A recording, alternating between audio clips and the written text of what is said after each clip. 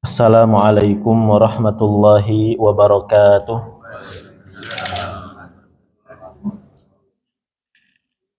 Innal hamdalillah nahmaduhu wa nasta'inuhu wa nastaghfiruh wa na'udzu billahi min syururi anfusina wa min sayyiati a'malina. Man yahdihillahu fala mudhillalah wa man yudlil fala hadiyalah.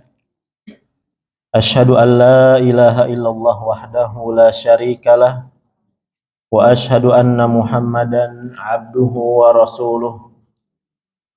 Salawatullahi wa salamuhu alaihi wa ala alihi wa ashabihi wa sallama tasliman katsira. Ya ayyuhalladzina amanu taqullaha haqqa tuqatih wa la tamutunna illa wa antum muslimun. Fa inna asdaqal hadithi kitabullah wa khairal hadi hadi Muhammadin sallallahu alaihi wasallam wa syarrul umuri muhdatsatuha wa kullu muhdatsatin bid'ah wa kullu bid'atin dhalalah wa kullu dhalalatin finnar. Amma ba'du, ma'asyiral muslimin wal muslimat rahimani wa rahimakumullah. Alhamdulillah, kita bersyukur memuji Allah Subhanahu wa taala di mana di kesempatan waktu yang baik ini, waktu yang diberkahi oleh Allah Subhanahu wa taala ini, Allah kembali mengumpulkan kita di salah satu dari rumah-rumah Allah untuk sama-sama kita bersimpuh di hadapan ayat-ayat Allah Subhanahu wa taala.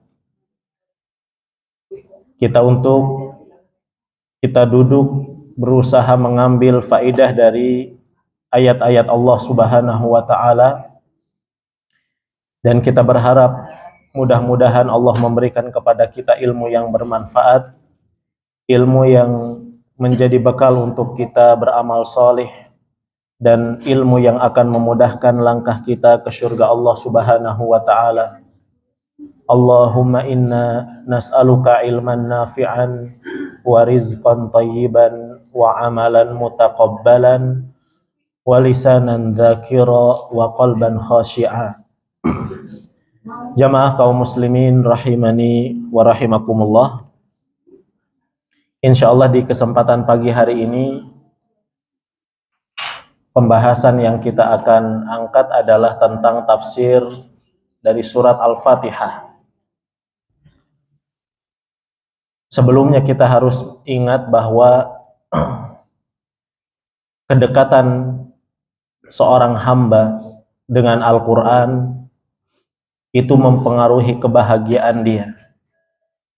Sedekat apa hubungan seseorang dengan Al-Quran, maka sebesar itu pula kebahagiaan yang dia akan dapatkan. Di dalam surat Al-Isra ayat yang ke-109, Allah Subhanahu wa taala berfirman, Inna hadzal Qur'ana yahdi lillati hiya aqwam.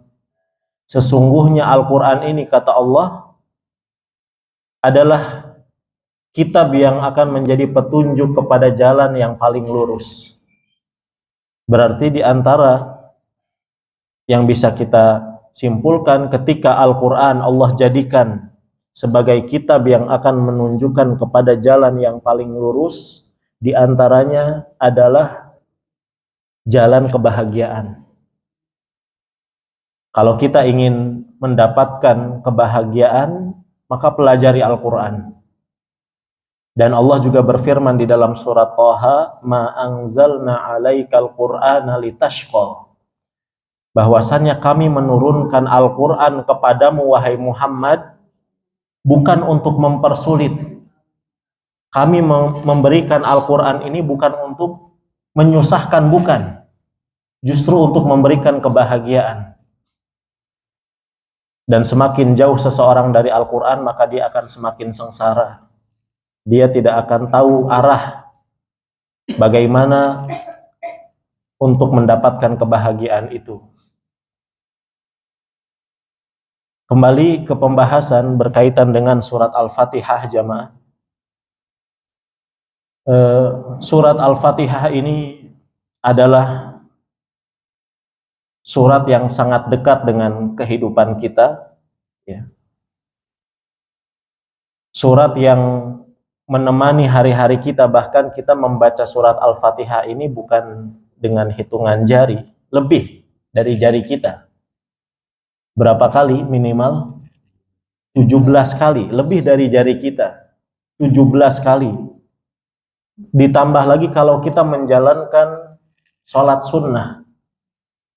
Ditambah lagi kalau misalkan kita menjadikan Al-Fatihah ini sebagai obat, sebagai zikir, maka Al-Quran atau Al-Fatihah ini betul-betul dekat dengan kehidupan kita.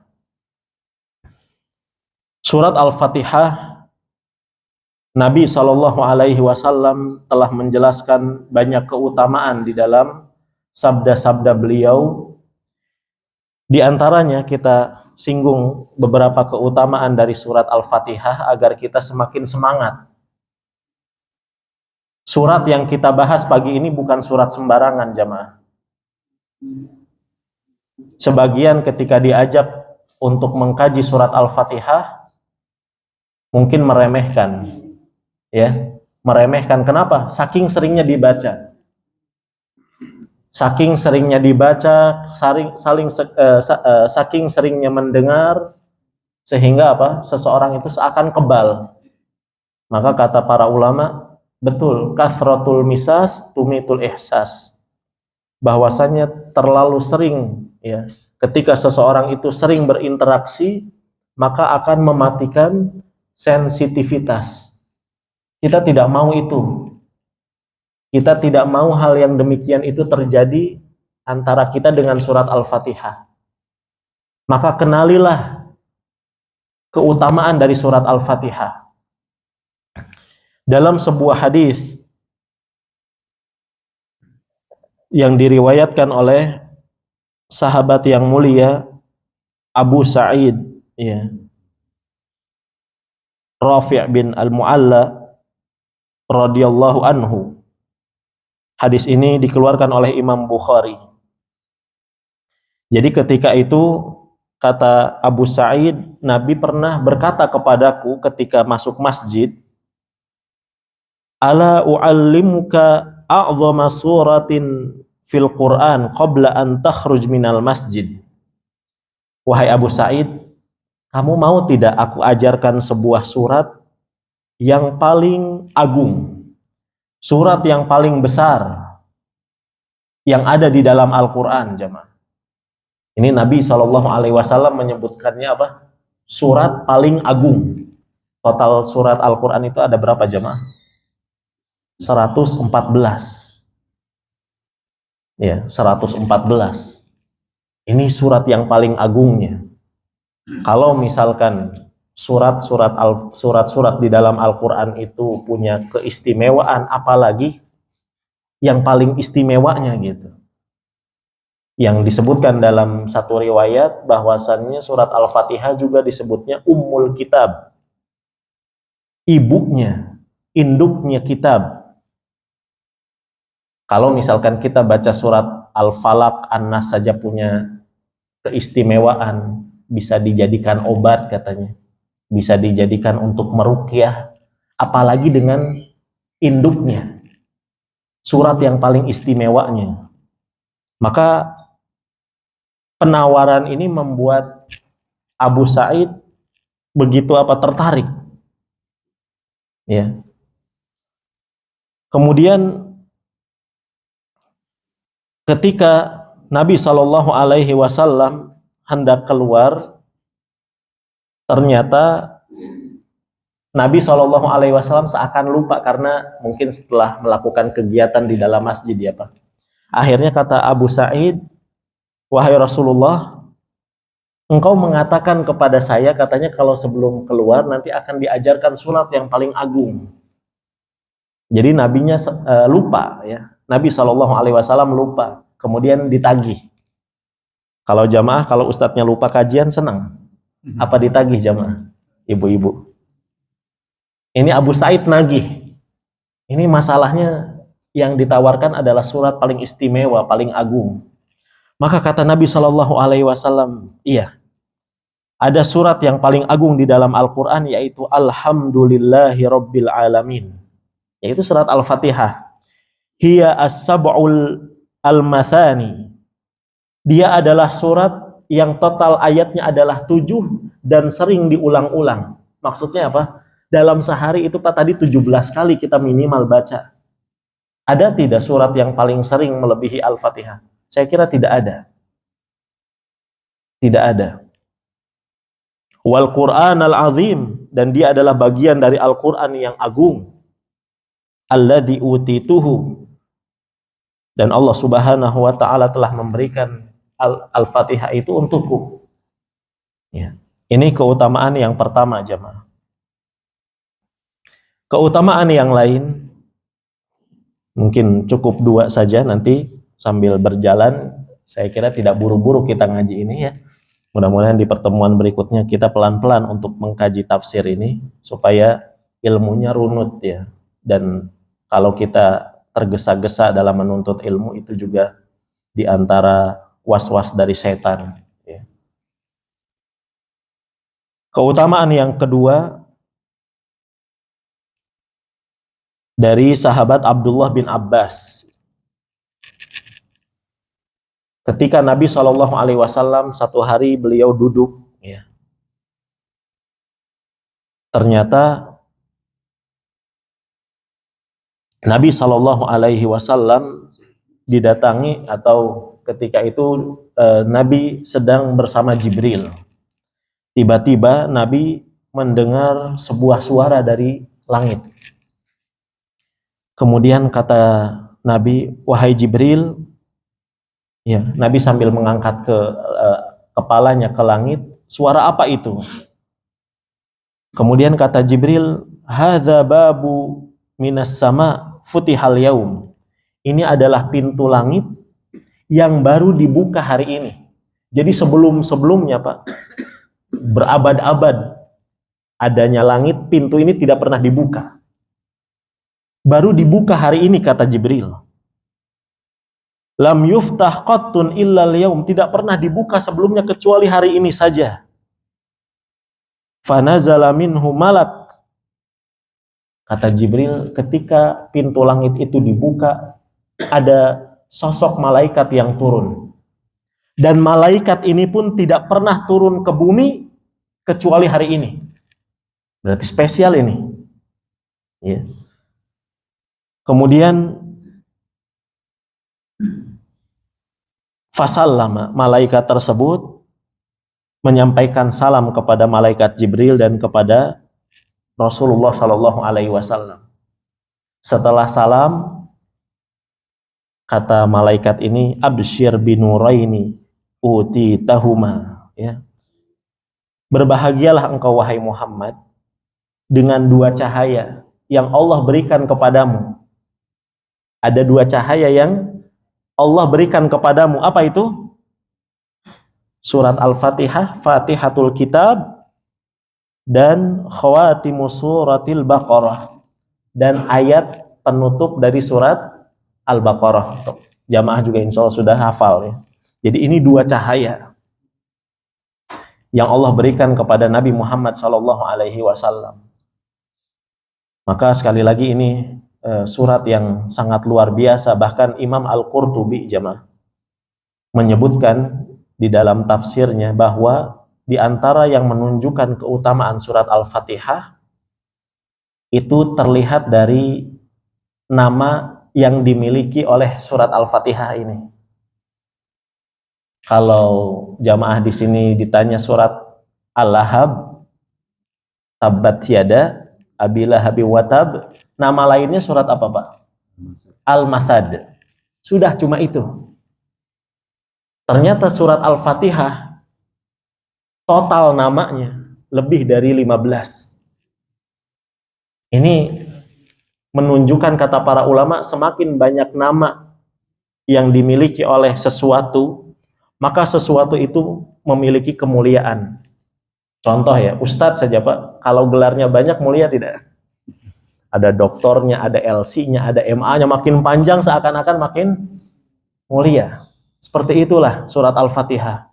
Lebih dari 15 nama Al-Fatihah. Apalagi jamaah? Contohnya. Tadi Ummul Kitab, induknya, atau Ummul Quran, induknya Al-Quran, ibunya Al-Quran. Apalagi? Di antaranya As-Sab'u Al-Mathani tadi. 7 ayat yang diulang-ulang. Itu nama Al-Fatihah. Kemudian yang keempat ya, Ar-Ruqyah. Ruqyah. Jadi surat Ruqyah. Bahkan sahabat yang mulia Abu Sa'id Al-Khudri pernah menceritakan kejadian salah seorang kepala suku yang tersengat binatang berbisa, dibacakan surat Al-Fatihah, ternyata sembuh. Ini kan berarti surat Ruqyah ini. Jampe-jampe, obat. Kemudian tadi surat Al-Quranul Azim disebutnya. Dan masih banyak lagi nama dari surat Al-Fatihah ini. Baik, kemudian jamaah yang dimuliakan oleh Allah Subhanahu wa taala, sebelum kita masuk ke ayat demi ayat, izinkan saya untuk mengajak jamaah sekalian menyinggung tentang tafsir dari kalimat isti'adah. Kalimat isti'adah yaitu a'udzubillahi minasyaitonir rajim. Metode ini yang digunakan juga oleh Imam Ibnu Katsir, Pak. Jadi beberapa mufassir ahli tafsir ada yang kalau menafsirkan Al-Quran langsung ke surat Al-Fatihah. Ada sebagian ahli tafsir yang enggak langsung ke Al-Fatihah, tapi apa dulu? Ta'awudnya dulu yang disinggung. Nah ini yang kita ingin ikuti. Metodenya siapa? Imam Ibnu Katsir rahimahullahu ta'ala. Ya.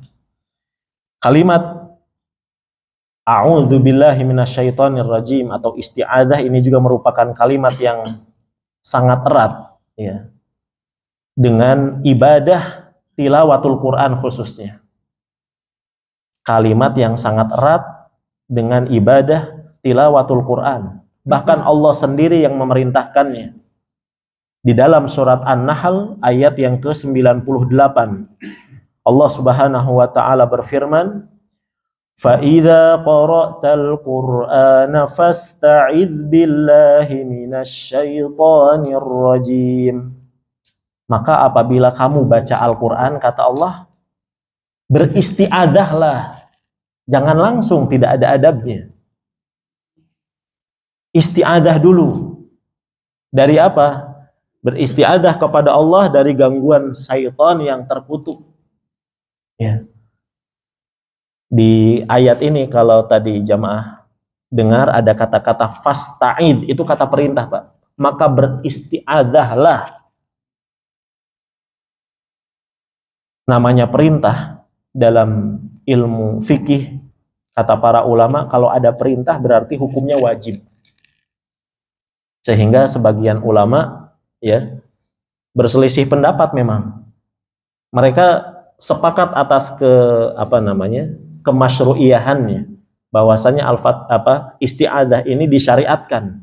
Tapi mereka berselisih pendapat di hukumnya. Hukumnya apa sih? Sebagian ulama tadi mengatakan hukumnya wajib. Ya, seperti Imam Ibnu Hazm, Atha bin Abi Rabah dan yang lainnya mengatakan wajib. Berarti kalau ada orang yang baca Quran tapi tidak isti'adah, resikonya apa, Pak? Dosa. Karena wajib. Sebagian lagi mengatakan oh tidak. Ini jumhur ulama ya. Sahabat Abdullah bin Umar, kemudian Imam Hasan Al-Basri, kemudian juga Imam Ahmad dan pengikutnya Imam Asy-Syafi'i, aktsar ashabis Syafi'i, kebanyakan pengikutnya madhab Syafi'i itu mengatakan baca isti'adah hukumnya sunnah. Imam Nawawi juga mengatakan di dalam kitabnya At-Tibyan, mustahabun laisa biwajib. Hukumnya membaca isti'adah itu sunnah, bukan wajib. Jadi kalau kita lupa pun insya Allah tidak apa-apa. Dan ini yang mungkin saya condong ke pendapat ini ya.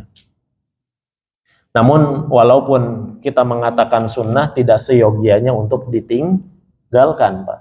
tidak seyogianya untuk ditinggalkan mentang-mentang sunnah gitu. Karena dari seseorang membaca isti'adzah ini ada hikmah. Ya. Kalau Allah memerintahkan itu biasanya ada hikmah, baik itu diketahui atau tidak diketahui. Dan membaca isti'adzah ini hikmahnya diketahui. Apa? Untuk melindungi diri kita dari proyek dan rencana jangka pendeknya setan. Jadi iblis dan bala tentaranya, syaitan itu punya apa bahasanya? Rencana jangka pendek, ada rencana jangka panjang, Pak. Kayak manusia ya. Jamaah di sini apa rencana jangka panjangnya? Setan rencana jangka pendeknya apa sih? Disebutkan oleh para ulama yaitu merusak kualitas ibadah seseorang. Jadi ketika baca Al-Quran kalau tidak isti'adzah, khawatir, kita tidak pernah tahu. Mungkin kita baca Al-Qurannya baru buka Al-Quran sudah muncul WA nih, bunyi notifikasi ping gitu Pak.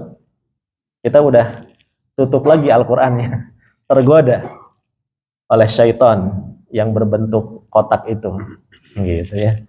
Kita tidak pernah tahu, makanya isti'adzah dulu. Setan itu proyek jangka pendeknya tadi merusak kualitas ibadah seorang hamba Allah. Sedangkan proyek jangka panjangnya apa? Yaitu memasukkan sebanyak-banyaknya manusia ke dalam neraka. Sebagaimana Allah firmankan di dalam surat Fatir, innama yad'u hizbahu liyakunu min ashabis sa'ir. Bahwasannya syaitan itu menyeru kelompoknya untuk masuk ke dalam neraka as-sa'ir, untuk menjadi penghuni neraka as-sa'ir. Ya. Ini hikmah tadi, hikmah dari membaca isti'adzah. Kemudian berkaitan dengan pensyariatannya jamaah yang dimuliakan oleh Allah. Disebutkan oleh Syekh Sulaiman bin Ibrahim Al-Lahim, redaksi isti'adzah itu tidak hanya satu. Kalau jamaah baca isti'adzah seringnya apa? Yang a'udzubillahi minasyaitonirrajim itu saja. Ternyata redaksi isti'adzah ini tidak hanya satu, ibu-ibu. Ada berapa? Tidak kurang dari 10 redaksi. Ya. Tapi yang boleh dibaca untuk membaca Al-Quran atau sebelum membaca Al-Quran hanya 4 saja. Ya. Yang pertama adalah a'udzubillahi minasyaitonirrajim. Yang kedua yaitu ada tambahan as-sami al-alimnya. A'udzubillahis samiil alim minasyaitonirrajim. Ustadz, saya isti'adzahnya seperti itu boleh? Boleh. Ini redaksi yang kedua. Redaksi yang ketiga ada tambahan min hamzihi wa nafkhihi wa nafthihi. Hamz pakai hak besar Pak. Min hamzihi artinya apa? Dari syaitan yang menggoda. Wa nafkhihi, nafakh, nun fa kha. Nafkhihi itu artinya kesombongan syaitan. Wa nafthihi pakai tha ya, yang dikeluarkan lidahnya, itu artinya dari hembusan. Nafas itu kan seperti ludah, mengeluarkan ludah sedikit. Nah itu syaitan juga bisa melakukan itu untuk mengganggu kita. Maka bacaannya adalah a'udzubillahis samiil alim minasyaitonirrajim min hamzihi, ditambahin di belakangnya wa nafkhihi wa nafthihi. Ini redaksi yang ketiga jamaah.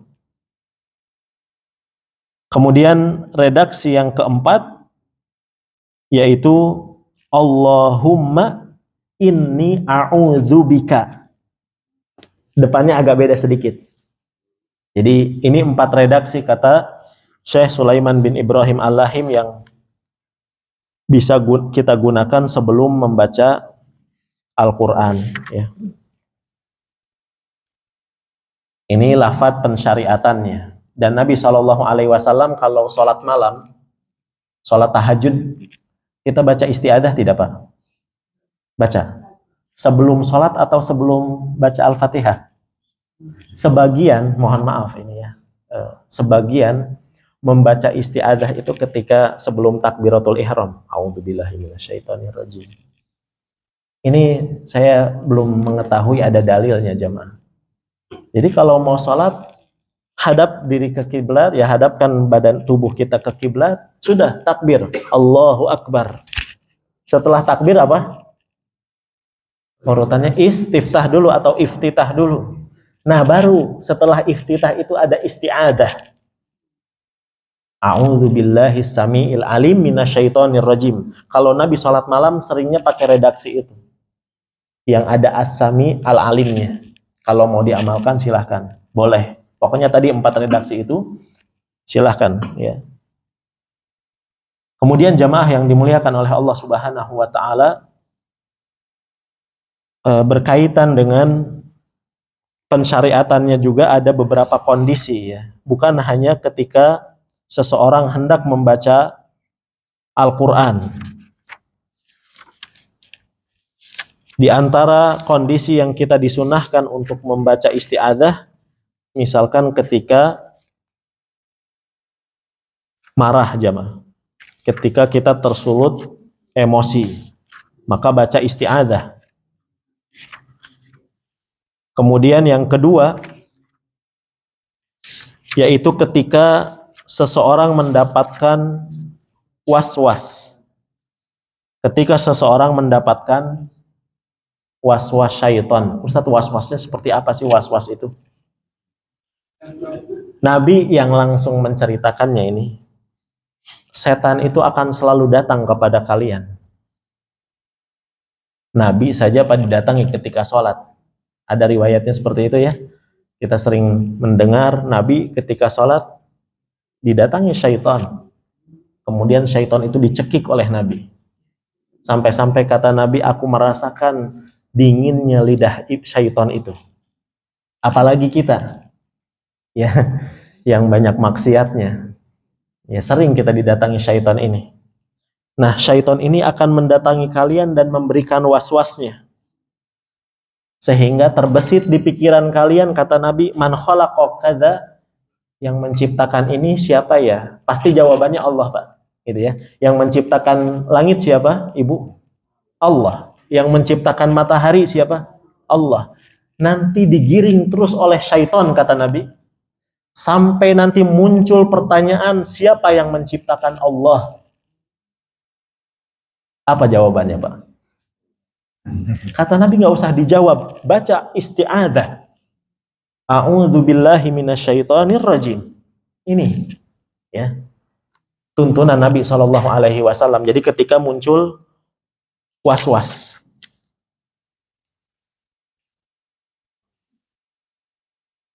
Kemudian juga jamaah yang dimuliakan oleh Allah Subhanahu wa Ta'ala, membaca isti'adah di antara kondisi yang disyariatkan adalah ketika bermimpi buruk ya. Maka kita membaca isti'adah ini.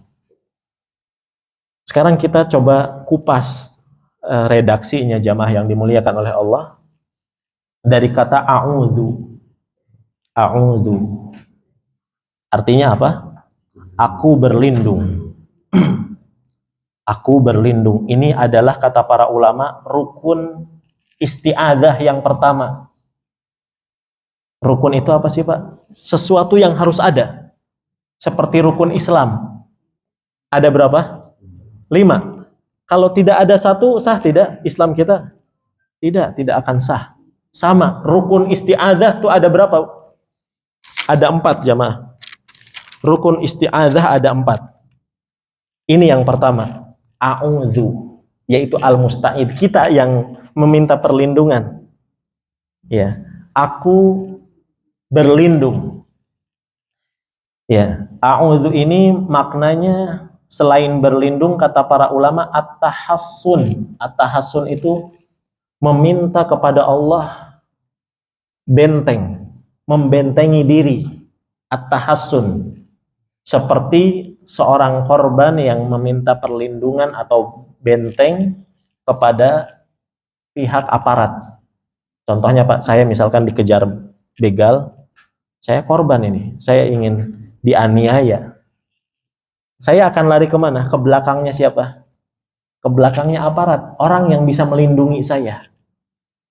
Dan ta'awudz itu seakan-akan kita lari kemana? Ke belakang Allah Subhanahu wa ta'ala. Ya Allah, saya berlindung ya Allah. Saya nggak punya kekuatan. Jadi at-tahassun, meminta apa? Menjadikan Allah itu sebagai benteng pertahanan kita. Kemudian juga al-istijar, yaitu mendekat kepada Allah Subhanahu wa ta'ala. Di antara makna isti'adzah berarti apa? Ketika seseorang membaca ta'awudz, dia itu adalah ucapan yang menunjukkan awal kali dia ingin mendekat kepada Allah. Karena syaitan tadi ingin menggoda, sehingga kita harus dekat-dekat dengan Allah Subhanahu wa ta'ala. Sebagaimana analoginya dari Ustadz Nuzul Zikri hafizahullah, seperti kata beliau, seorang anak kecil yang mendekati ibunya ketika dihadapkan dengan sesuatu yang menakutkan, seperti dokter gigi katanya Pak. Bagi anak kecil, dokter gigi itu menakutkan. Ketika dia takut, dia akan dekat kepada siapa?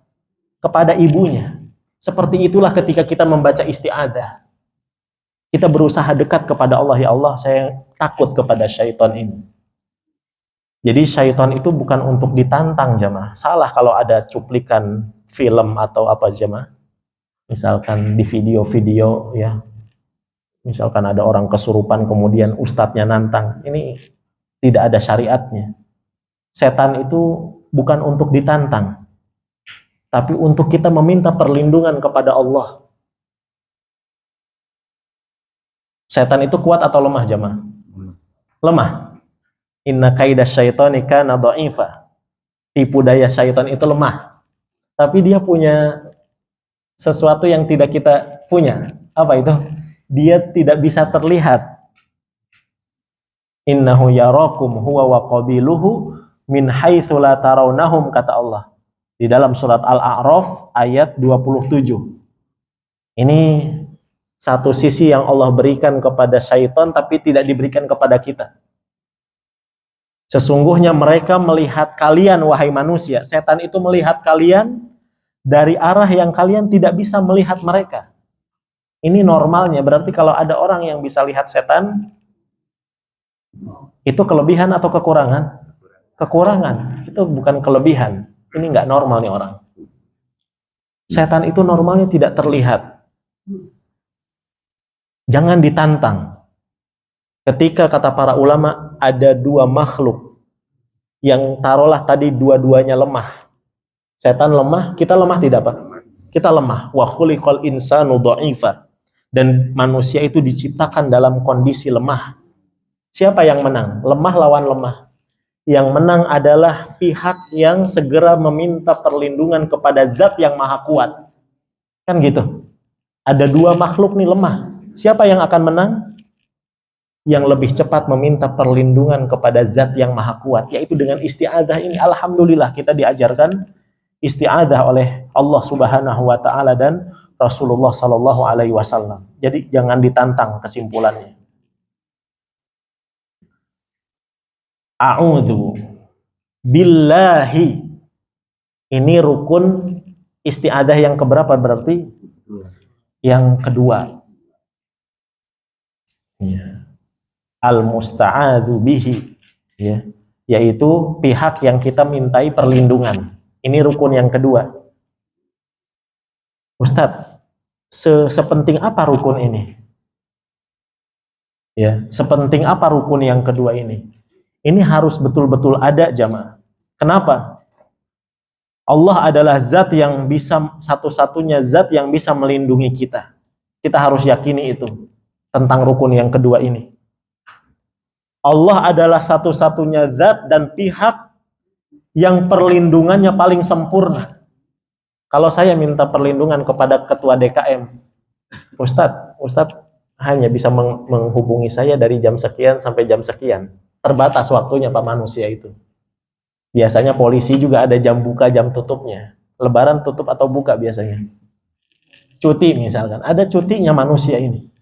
Tapi Allah, Dia adalah zat yang perlindungannya paling sempurna.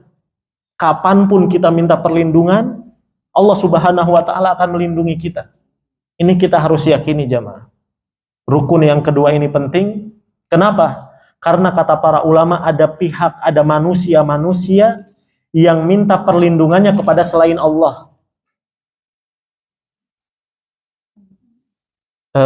Gaya meminta perlindungan kepada selain Allah ini ada gaya klasik, ada gaya modern. Gaya klasik disebutkan oleh para ulama, diantaranya Imam Ibnu Katsir.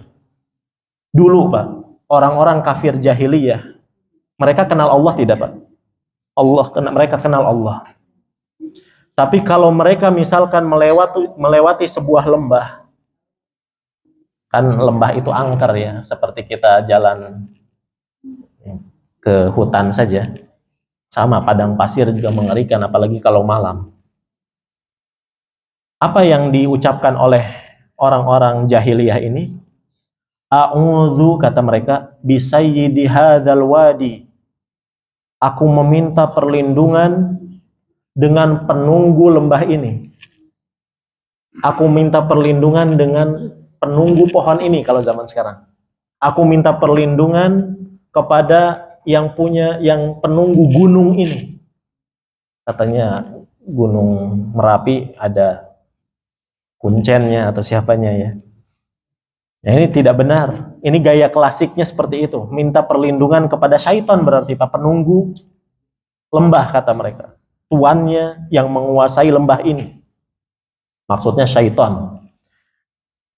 Versi modern yang mungkin tanpa disadari oleh sebagian masyarakat, meminta perlindungan kepada selain Allah itu dengan membunyikan klakson 3 kali.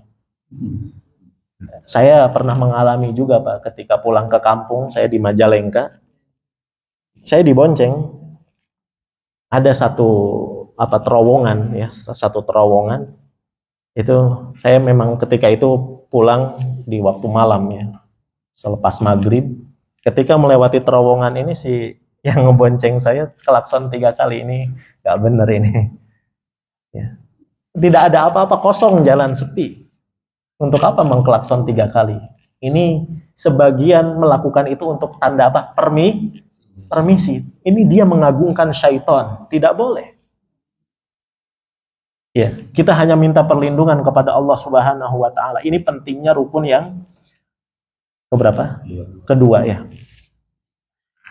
Minasyaiton. A'udzu billahi minasyaiton. Aku minta perlindungan kepada Allah dari syaitan.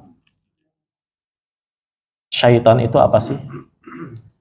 Syaitan itu sebetulnya bukan makhluknya jamaah. Dia sifat. Makhluknya itu jin. Ya. Dia adalah makhluk yang terbuat dari api. Bahan utamanya adalah api. Syaitan itu adalah sifatnya yang memiliki makna ba'uda, dari kata-kata syaitana atau syaituna ya. Ba'uda, makhluk yang jauh. Jauh dari apa? Jauh dari rahmat Allah. Jauh dari rahmat Allah. Jadi kalau orang yang selalu dekat dengan syaitan, setannya jauh dari rahmat Allah, orang yang dekatnya juga akan apa? Dijauhkan dari rahmat Allah. Maka jangan pernah bersekutu dengan iblis. Jangan pernah bersekutu dengan syaitan. Syaitan itu adalah makhluk yang jauh dari rahmat Allah, Pak. Tadi kita sudah sebutkan, dia diberikan, mungkin kita katakan bukan kelebihan sebetulnya, Itu adalah ketetapan dari Allah bahwa dia adalah makhluk yang kasat mata atau tak kasat mata? Tak kasat mata ya Pak ya. Makhluk yang tak kasat mata. Maka sekali lagi tadi kita tekankan bahwa jangan menantang syaitan, tapi syariatnya adalah kita segera meminta perlindungan kepada Allah. Kemudian jamaah yang dimuliakan oleh Allah, ada kata ar-rajim. Ini redaksi yang paling masyhurnya saja kita singgung. A'udzubillahi minasyaitonir rajim. Ar-rajim itu sering diartikan di terjemahan-terjemahan media, itu artinya terkutuk. Iya, betul atau tidak? Para ulama menjelaskan, Pak, makna ar-rajim ini ada dua. Rajim itu artinya sebetulnya dari kata-kata rojama, ya. Rojama itu melempar. Melempar. Makna ar-rajim kata para ulama ada dua bagi syaitan. Bisa jadi setannya yang menjadi pelaku, bisa jadi setannya yang menjadi korban. Kalau setannya yang menjadi pelaku berarti apa? Ar-rajim. Setan yang melempari manusia dengan apanya? Dengan was-was tadi.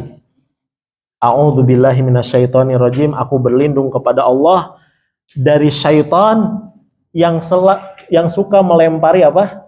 Was-was. Jadi rajim itu berarti si setannya bisa jadi pelakunya.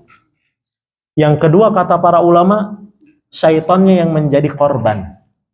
Kalau bahasa ilmu bahasa Arabnya maf'ul bihi. Dia yang jadi korban. Korban apa Ustadz? Dia adalah korban ya secara fi'lan ya sudah terjadi betul-betul, dia adalah korban yang Allah keluarkan dari surga. Kata Allah, qala fakhruj minha. Di dalam surat Al-Hijr ayat 34, Allah berfirman, Allah berkata, keluarlah engkau wahai iblis, wahai syaitan, dari surga itu. Fa innaka rajim. Sesungguhnya engkau apa? Makhluk yang dilempar. Ya, engkau adalah makhluk yang dikeluarkan dari surga. Atau dia fisiknya dilempar, Pak. Dilempar dengan apa? Dengan bintang. Ya. Kata Allah Subhanahu wa taala, wa ja'alnaha rujuman lisyayatin, dan kami jadikan bintang-bintang itu sebagai apa?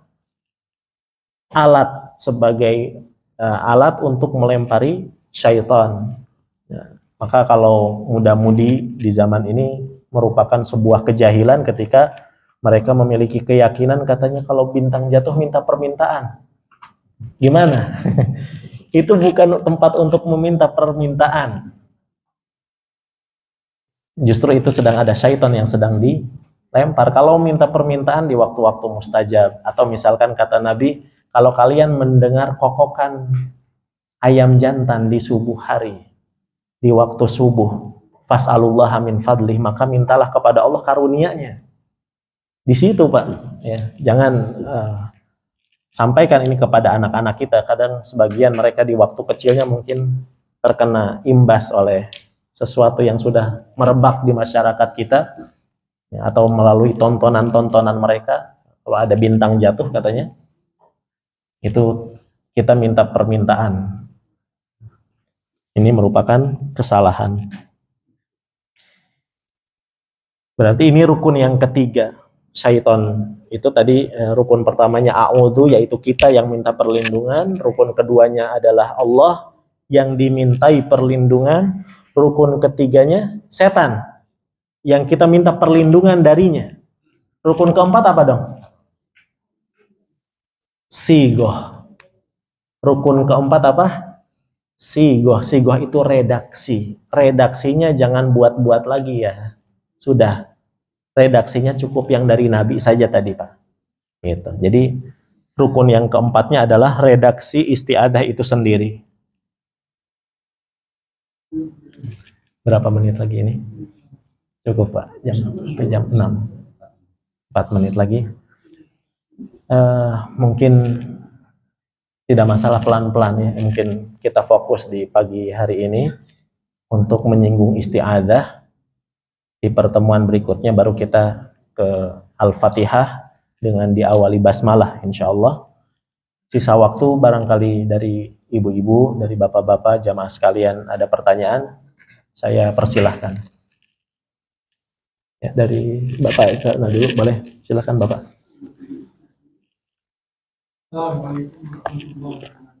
Waalaikumsalam warahmatullahi wabarakatuh.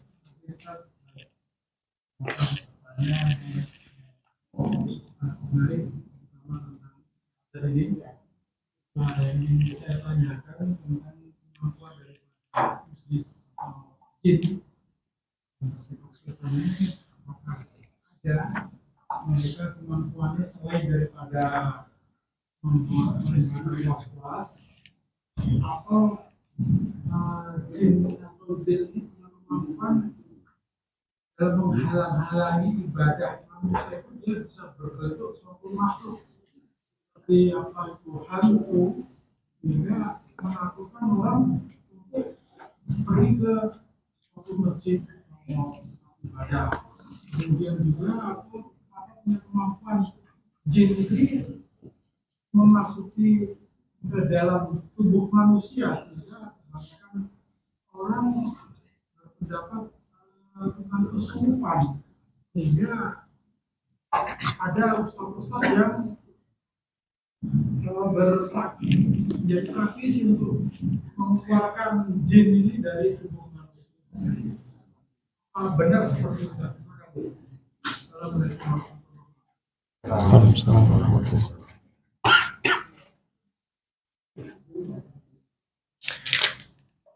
Bismillah, alhamdulillah, wassalatu wassalamu ala rasulillah wa ala alihi wa ashabihi wa mawalah amma ba'd. Terima kasih Bapak atas pertanyaannya tentang kemampuan syaitan. Apakah benar dia bisa menghalang-halangi? Kalau menghalang-halangi benar.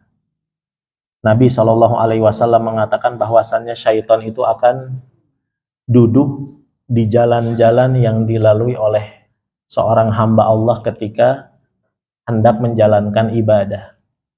Tapi menghalang-halanginya yang dijelaskan oleh Nabi bukan dalam bentuk perwujudan, ya, penampakan sosoknya bukan. Tapi syaitan itu akan menghalangi, kata Nabi, kalau kalian ingin pergi berjihad, syaitan selalu membisikkan, kalau kamu pergi berjihad, ya, nanti istri kamu jadi janda, itu nanti diambil orang, mending balik lagi. Itu Pak, dalam bentuk was-was. Kalau kamu menginfakkan harta kamu di jalan Allah, yang tadinya 100.000 kamu infakkan 50.000, harta kamu berkurang, kamu jadi miskin nanti. Jadi dalam bentuk was-was itu. Kalaupun dia perwujudan, dan kita pun ini harus yakin, syaitan bisa memiliki kemampuan untuk menampakkan dengan wujud tertentu, iya. Karena Abu Hurairah radhiyallahu anhu juga pernah didatangi oleh syaitan dalam bentuk kakek-kakek. Ya. Dalam bentuk kakek-kakek. Tidak selalu hal yang menakutkan, ya. Jadi dalam bentuk kakek-kakek. Kemudian kata Nabi SAW, "Shadaqaka wa huwa kadzub." Wahai Abu Hurairah, di malam itu setan memberikan kepadamu informasi bahwa ada ayat yang paling ditakuti oleh syaitan, yaitu ayat kursi. Kata Nabi, "Shadaqaka." Di kesempatan itu dia jujur. Wa huwa kadzub, tapi sesungguhnya dia adalah makhluk yang pendusta. Ibaratnya 1:1000, Pak. 1000 dustanya, benernya setan cuma 1. Makanya kalau ada orang kesurupan, jangan diajak komunikasi. Banyak dustanya sebagian sekarang, ketika ada orang yang kesurupan, diajak ngobrol, dan dia mengiyakan, padahal setan itu banyak dustanya. Ini salah, meruqyah yang salah. Jangan banyak diajak bicara, ya. Bacakan ayat-ayat Allah. Tadi yang terakhir apa Pak? Mohon maaf. Jadi tadi dia punya kemampuan, iya bisa. Seperti kemampuan yang sering kita di masalah kita bisa jadi. Oh iya. Ya, nah, wallahu a'lam, ya. Mungkin itu hanya halusinasi, artinya dalam arti syaitan memang memiliki wujud yang mengerikan. Makanya dalam satu riwayat, saya lupa, Nabi SAW, kalau kalian keluar di waktu malam dan kalian melihat apa yang aku lihat, kalian tidak akan berani untuk keluar di waktu malam itu. Jadi punya wujud yang tidak biasa syaitan itu memang. Nabi SAW yang menceritakannya sendiri. Ya. Adapun kemampuan tadi bisa merasuk ke dalam, ada sebagian sekarang saking apa ya, manusia zaman sekarang katanya rasional. Orang yang kesurupan itu bukan kesurupan dia, tapi apa? Hanya gangguan psikolog saja katanya. Ini juga salah, Pak. Karena kata Nabi SAW bahwasanya syaitan yajri ala bani Adam majrad dam. Dia mengalir dalam tubuh manusia melalui aliran darah. Jadi syaitan bisa masuk ke dalam tubuh manusia, bisa mengganggu aktivitas tubuh manusia, bahkan jadi akalnya jadi terganggu ya. Ini wallahu alam, mungkin ya itu diantara, makanya ada syariat ruqyah. Ada syaitan juga bisa membantu seorang dukun untuk mengirimkan sihir dan seterusnya. Dan Nabi SAW nanti kalau kita mempelajari tafsir surat Al-Falaq dan An-Nas, itu Allah turunkan gara-gara apa? Nabinya kena sihir. Nabi disihir oleh penyihir Yahudi. Maka kata Allah, ya wahai Jibril, ruqyah Nabi Muhammad itu dengan surat Al-Falaq dan An-Nas. Ini yang harus kita yakini sebagai seorang mukmin Ahlus Sunnah wal Jamaah. Ya. Wallahu alam, demikian Bapak. Dari Bapak satu lagi ya Ibu, mohon maaf. Iya, satu lagi ini dari tadi jamaah sudah. Pertama kan terkait dengan pembukaan ini lagi dengan dua surat tadi. Surat Al-Fatihah dan yang kedua ayat terakhir dari surat Al-Baqarah. Surat Al-Baqarah itu apakah satu ayat terakhir atau tiga ayat? Karena tiga surat terakhir. Yang kedua, pertanyaan terkait dengan kita menjelaskan lebih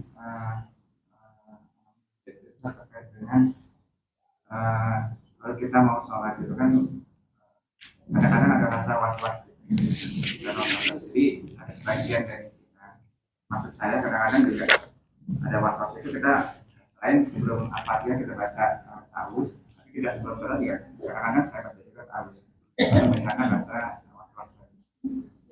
Apakah itu memang diperbolehkan atau tidak diperbolehkan atau gimana? Karena khawatir kalau tadi saya sampaikan kalau itu tidak diajarkan, kita khawatir itu tidak boleh hanya berdosa. Ya. Terima kasih atas pertanyaannya Bapak. Untuk pertanyaan yang pertama berkaitan dengan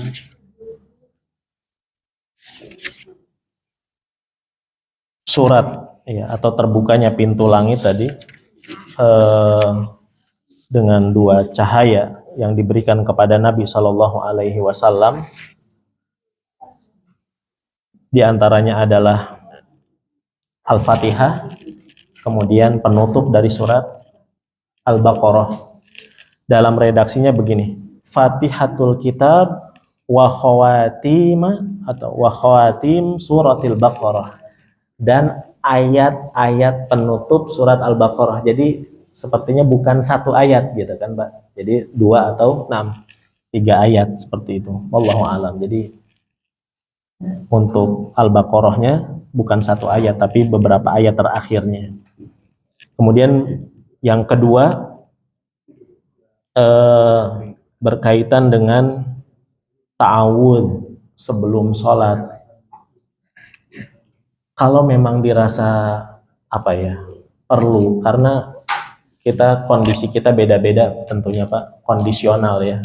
Kadang orang yang memang kalau dibutuhkan was-was benar-benar dia sebelum sholat, wallahu a'lam. Kalau dia dengan ta'awudz ini untuk betul-betul berlindung dari syaitan, tapi jangan dirutinkan.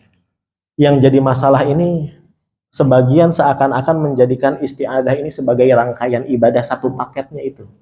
Ini tidak boleh. Kalau memang kitanya dalam satu kondisi merasa saya diganggu ini, a'udzubillahi minasyaitonirrajim. Misalkan lagi salat malam, kayak ada yang niup-niup ini dari belakang ini Pak, gitu.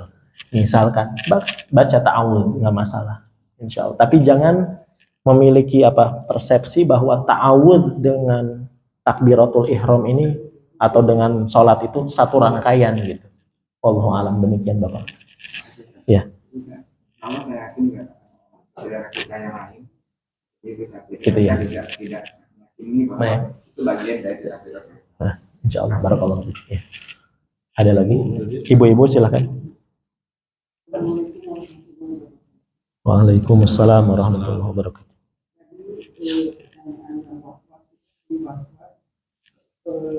Jalan yang terbaik itu apa? Tadi sudah hampir dijawab, tadi ada pertanyaan yang tadi ya. Jadi saya sih hanya kalau was-was itu secepatnya apakah yang terbaik, apakah maksudnya mohon keterangan atau penjelasan bagaimana yang terbaik agar tidak was-was gitu. Tapi alhamdulillah itu cepat aja. Tadi udah dijawab itu. Dan yang kedua pertanyaan, indigo apa yang itu ada gitu? Apa Bu? Indigo. Ada titipan pertanyaan. Iya. Baik, terima kasih Ibu atas pertanyaannya. Berkaitan dengan was-was selain isti'adah, apakah ada tindakan lain? Ya, wallahu a'lam. Tindakan lainnya adalah jangan mengiyakan, Bu. Contoh misalkan was-was syaiton ini, kata Nabi ada syaiton yang seringkali datang di tengah-tengah sholat kita, namanya khinzab atau khinzib, sering dikenal masyarakat kita, syaiton khinzib namanya, ya, atau khinzab. Syaiton ini apa? Dia seakan-akan selalu mengikuti kita sehingga tahu aktivitas harian kita. Ketika kita lupa kunci, nanti kapan dia mengingatkannya? Di sholat misalkan. Maka kata Nabi Shallallahu Alaihi Wasallam, ya seperti ini misalkan was-wasnya di dalam sholat atau ada tindakan tertentu. Contohnya misalkan meludah ke arah kiri, tapi ke bawah ya, jangan ke samping, nanti kena ibu-ibu yang lain. Gitu Bu. Jadi ada tindakan-tindakan tertentu setiap kondisi. Contoh misalkan ibu was-wasnya ketika tidur, maka kata Nabi rubah posisi. Atau misalkan ketika tidak bisa kita samakan ya tindakannya, masing-masing kondisi terkadang kita harus tahu ilmunya. Contoh misalkan was-was misalkan belum sempurna wudu. Saya pernah menyaksikan ada jamaah ya wudu berkali-kali Pak, nggak keluar-keluar dia dari tempat wudu. Katanya Ustadz saya merasa tidak sempurna. Gimana? Ini jangan diiyakan was-was seperti itu. Ini was-was syaitan jemaah. Was-was syaitan jangan diiyakan. Di antara tindakannya jangan dituruti Ibu. Lawan. Makanya kata Nabi Shallallahu Alaihi Wasallam, kalau kalian sholat, kemudian kalian merasa kentut, jangan dibatalkan. Sampai kapan? Kalau kalian mencium atau ya mendengar, sami'a sautan au yajidarihan, kalau dia mendengar suara atau mencium bau, itu jadi jangan diiyakan. Wallahu alam. Kemudian masalah indigo, saya juga tidak tahu ini ya, bukan spesialis. Kalau meruqyah saya pernah, tapi kalau untuk mendalami apakah betul-betul ada indigo, wallahu alam. Bisa jadi ya, wallahu alam. Orang-orang yang kelainan karena dia mungkin bersekutu dengan syaitan, ada misalkan jin nasab, ya jin nasab, orang tuanya ini ya salah juga orang tuanya, misalkan dia bersekutu dengan syaitan dengan pesugihan, karena syaitan itu punya akad dengan manusia, ya punya akad. Jadi kalau kamu mati saya harus diturunkan kepada anak keturunanmu, makanya ada istilah jin nasab itu. Ya, berarti salah orang tuanya. Kadang anak yang tidak berdosa jadi kena imbasnya karena orang tuanya pasang jimat misalkan di rumahnya, ya. Anaknya yang kasihan, ya, dia pun tidak punya salah apa-apa, dia tidak punya dosa apa-apa, tapi terkena imbasnya oleh tingkah laku orang tuanya yang tadi dia tidak mengetahui ilmunya, jahil. Makanya kita sering-sering untuk duduk di majelis ilmu jamaah. Wallahu a'lam. Demikian Ibu. Ya, wa jazakumullahu khairan. Saya kira demikian. Terima kasih atas perhatian jamaah, atas semangatnya pagi hari ini. Dan saya mohon maaf atas segala kekurangan. Kita tutup dengan doa kafaratul majlis. Subhanakallahumma wa bihamdika asyhadu an la ilaha illa anta astaghfiruka wa atubu ilaik. Assalamualaikum warahmatullahi wabarakatuh.